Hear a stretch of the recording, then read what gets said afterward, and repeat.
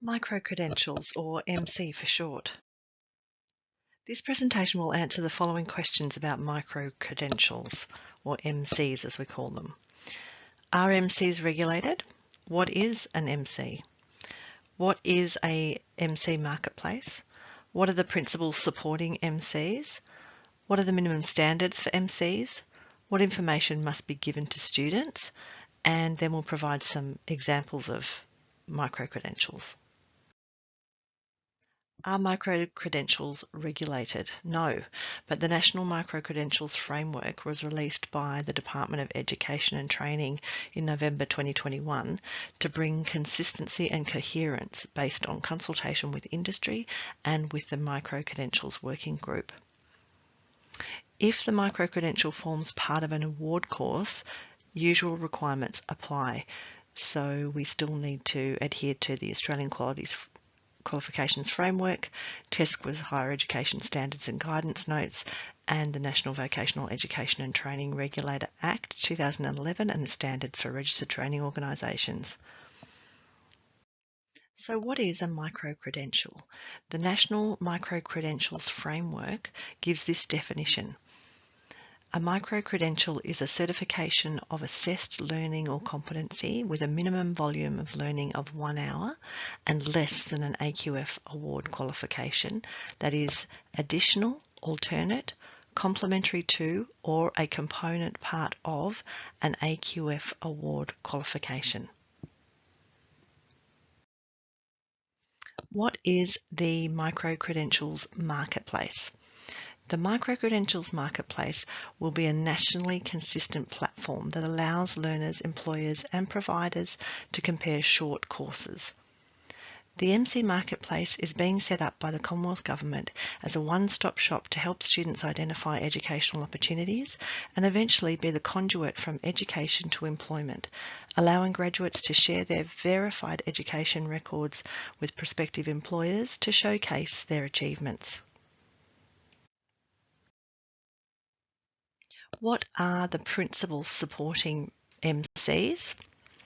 Well, a micro-credential should be outcome-based, responsive to industry, tailored to support lifelong learning, and transparent and accessible. What are the minimum standards for micro-credentials? 1, they must clearly state the learning outcomes. 2, use the Australian Core Skills Framework descriptors for foundation or general capabilities. 3, include assessment of learning outcomes. 4, state the volume of learning. They must be at least 1 hour and must be less than the volume of an AQF award qualification.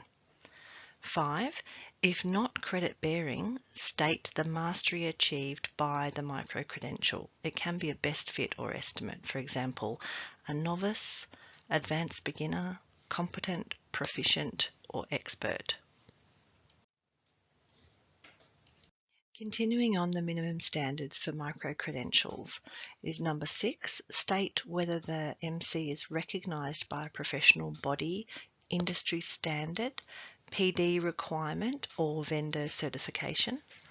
7, state the amount of any credit recognition for the MC by an education institution. So the nature of the credit, the AQF level of the qualifications, whether credit only if stacked with another micro-credential. Number 8, if the MC is not subject to a regulated standard, i.e. the standards and academic integrity processes applied to award courses or components within a training package, so if the MC is not subject to a regulated standard, give a statement of assurance of quality, for example, a profile of the provider or institution, a description of the quality assurance processes undertaken, and the process for review or updating the micro-credential. What information must be given to prospective students before they enrol in a micro-credential? They need the title of the micro-credential, the provider, the content, the learning outcomes, the language, delivery mode, date of delivery, learner effort, number of hours required, resource requirements, for example, if they need a laptop or Wi-Fi, the price, financial assistance, assessment types and methods, certification, credit, other recognition, quality assurance, and prerequisites. What information is recommended to be given to prospective students before they enrol?